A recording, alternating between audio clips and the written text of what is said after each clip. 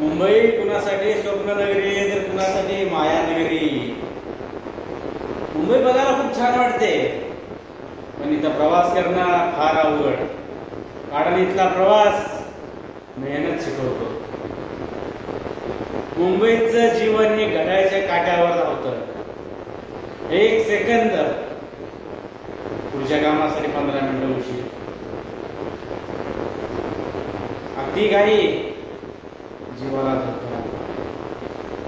आणि सगळे म्हणते मुंबईत सगळे सुखात आहे। अरे ते सुख जर तुम्हाला अनुभवायचं असेल तर येऊन राहावा मुंबईत, कळेल किती सुख आहे मुंबई। बोलणं सोपं आहे, ऐकणं सोपं आहे, पण त्या व्यक्तीच्या जागी उभा राहून ती गोष्ट अनुभवणं फार अवघड, फार अवघड।